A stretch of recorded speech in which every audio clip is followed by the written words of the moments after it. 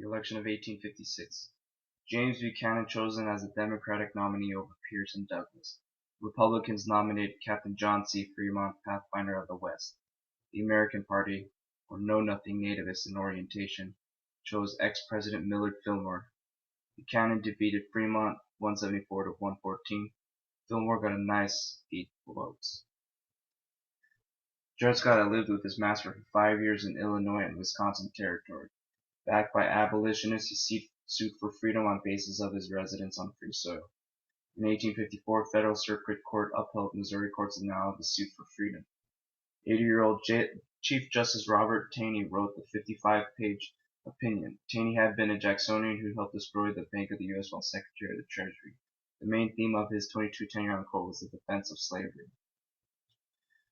As a result of the decision, Dred Scott was a black slave and not a citizen and could not sue in federal courts. As a result, all blacks north and south were no longer citizens. Slaves could not be taken away from owners without due process of law.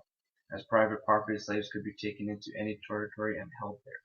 The Missouri Compromise was ruled unconstitutional. Congress could not forbid slavery in territories even if states wanted to. The impact. Many northern proponents of popular sovereignty were horrified, including Douglas. Republicans were infuriated. Southerners claimed that Northern unwillingness to honor the Supreme Court's decision was further cause for disunion. The financial crash of 1857 was not as bad as the Panic of 1837, but was probably the worst psychologically in the 19th century. The causes were the influx of California gold into the economy, which created inflation, the Crimean War, which overstimulated the growing of grain, and speculation in land and railroads backfired.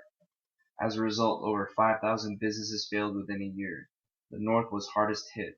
The South's cotton crop enjoyed high prices and demand. Unemployment was widespread. There was a renewed demand for free farms of 160 acres from public domain land. In 1860, Congress passed a Homestead Act that made public lands available for 25 cents an acre. This was vetoed by Buchanan, who sympathized with Southern leaders. There was a demand for higher tariff rates. The tariff of 1857 had reduced rates to 20% as a result of embarrassing federal surpluses. Eastern industrialists now clamored for more protection. Republicans had two major issues for 1860: higher tariffs and the Homestead Act. Lincoln's nomination speech. A house divided cannot stand. I believe this government cannot endure permanently half slave and half free. Lincoln challenged Douglas to a series of 7 joint debates.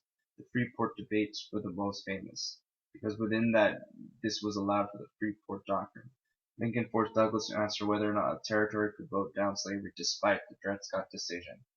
Douglas answered that territories could refuse to pass laws protecting slavery, thus effectively ending slavery in that territory. Although Douglas and others had publicly answered this question before in the Kansas issue, his position led to a split in his party and end to his chances to win the presidency. Douglas's popular sovereignty position prevailed in the election. Brown's scheme. He invaded the South secretly with a few followers and lead slaves to rise, give them arms, and establish a kind of black free state. On October 1859, he seized the arsenal at Harper's Ferry. 7 innocent people were killed, including a free black. 10 others were wounded. Most slaves were unaware of Brown's strike and did not rise up in rebellion with him. Brown was trapped in an armory and eventually surrendered to Captain Robert E. Lee. Brown and his followers were hanged briefly after, but there was a legal trial. Brown became a martyr in the eyes of the North, and the effects of Harper's Ferry were ominous for the Southern eyes. Brown was seen as an agent of Northern abolitionism and anti-slavery conspiracy. Southern states began to organize militias for protection against future threats, perhaps the most immediate cause of disunion between Lincoln's election. The Democratic Party was split in two. They met first in South Carolina with Douglas as leading candidate in Northern North. The next convention in Baltimore nominated Douglas while the Democratic Party split in two. The platform for them was popular sovereignty, and they were against the obstruction of the fugitive slave law by the states. Again, many Cotton State delegates walked out and organized a rival convention in Baltimore where many northern states were unrepresented. Southern Democratic Party nominated John C. Breckinridge. The Constitutional Union Party nominated John Bell of Tennessee. Republicans nominated Abraham Lincoln. Seward was a front-runner but was perceived as too radical for victory. The Republican platform was broadly based. They were for the non-extension of slavery for free soilers. They were for the protective tariff to help out industrialists. They did not want any abridgment of rights for immigrants. They were for the expansion of the Pacific Railroad in the Northwest. They were for the internal improvements for the West at federal expense. And they wanted to fund free homesteads from the public domain for farmers. Southern secessionists warned that the election of Lincoln would split the Union. Lincoln elected president with only 40% of the vote. Lincoln won all northern states except New Jersey and Missouri, 180 electoral votes to 123. Breckinridge won all the deep South states plus Arkansas, Maryland, and Delaware. Bell won border states at Virginia, Kentucky, and the mid-slave state of Tennessee. Douglas won only Missouri and New Jersey but finished second in popular votes. The South still had control of both houses of Congress and a 5-4 majority in the Supreme Court. 4 days after the election of Lincoln, South Carolina legislature unanimously called for a special convention in Charleston. December 1860, 170 South Carolina delegates unanimously voted to secede from the other states.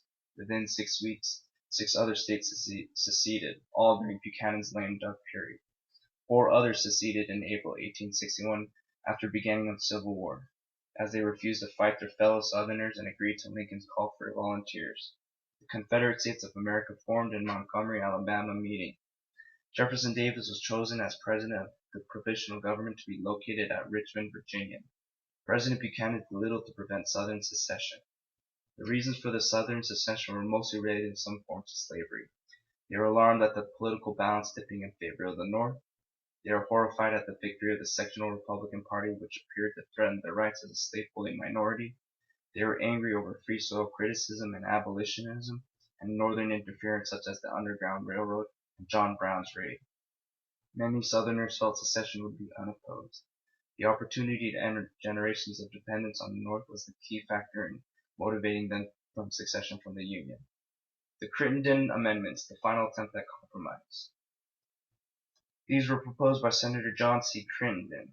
He designed these amendments to appease the South. The provisions within these amendments was the fact that slavery in the territories was to be prohibited north of the 3630 line, but was to be given full federal protection south of that line. And for any future states, they were given the opportunity of popular sovereignty.